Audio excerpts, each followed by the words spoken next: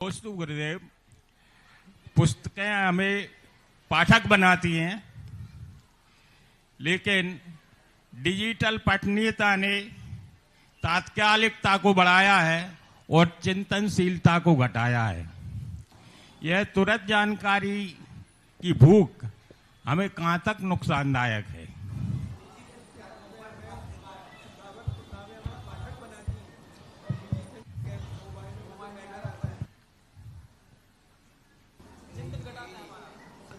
अब ये देखो, इसमें हमारी तो गलती है नहीं, हमारे शास्त्रों की गलती नहीं है, हमारे भगवान की गलती नहीं है, तुम्हारे विज्ञान की गलती है तो तुम विज्ञान से निपटो।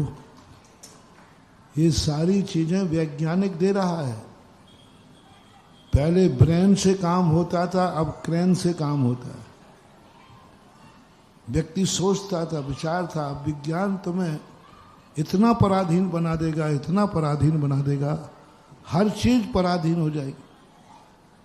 पहले पानी आता था कुएं पर रात जाके भर लाओ, अब आज पानी हो गया कि नल से आएगा, लाइट चली गई तो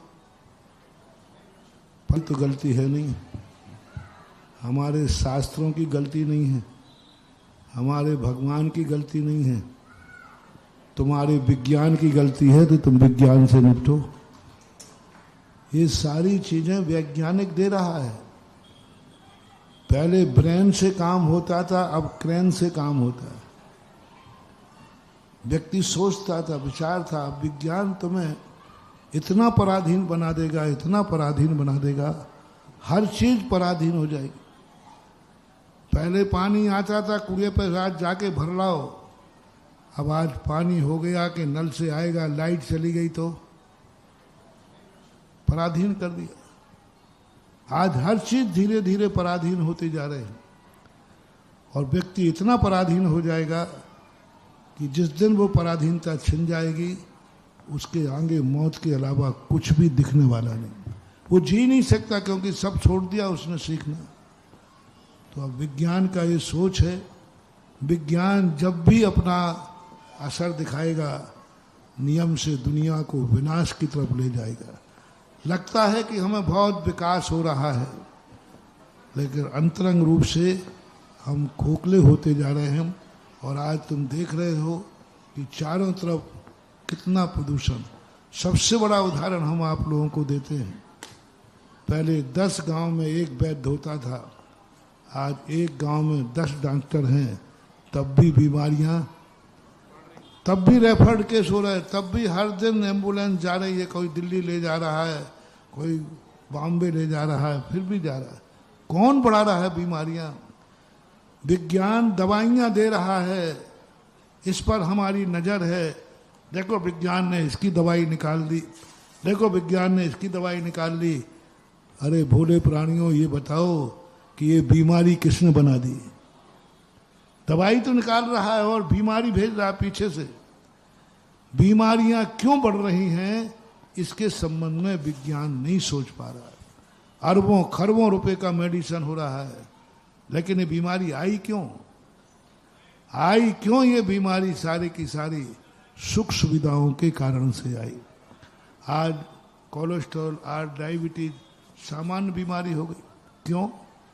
क्योंकि पहले पसीना निकलता था, पसीना निकलते ही नहीं, 24 घंटे एसी में रहता है,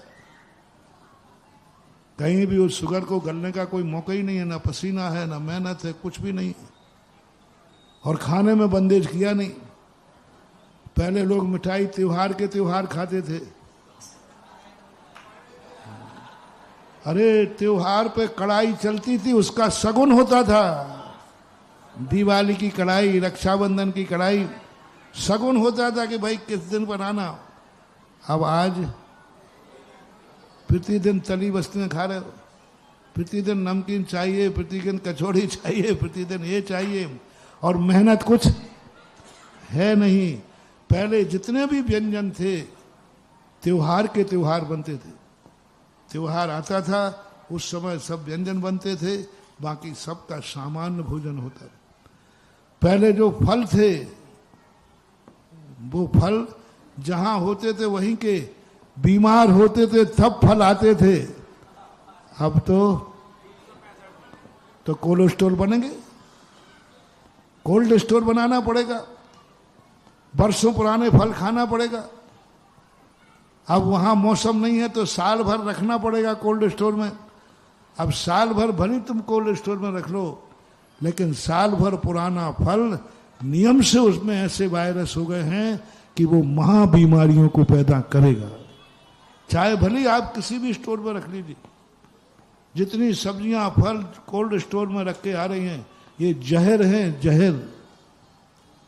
क्योंकि जो बीमारी भले उसमें बाहर जीव उत्पन्न नहीं हो रहा है, सड़ नहीं रहा है, लेकिन उसका जो अंतरंग गुण है वो खत्म हो जा रहा है।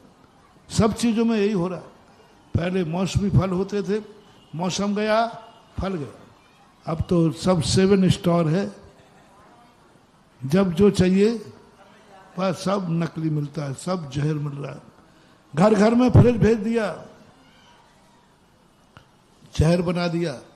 कोई भी चीज पहले दूध रखते थे फट जाता था, अब आज दूध फ्रिज में रख दो 3 दिन चलेगा, वो 3 दिन का रखा हुआ दूध जहर बन गया।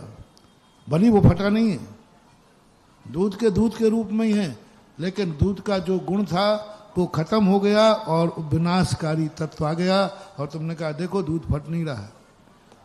कोई भी चीज आज फ्रिज में रख दो बस सुरक्षित है, नहीं सुरक्षित नहीं है, वो अपना गुण छोड़ करके दुर्गुण आ रहा है। हमारे यहाँ हर चीज की मर्यादा थी, चाहे फ्रिज में रखो चाहे अग्नि पे रखो, मर्यादा मर्यादा ही होती है।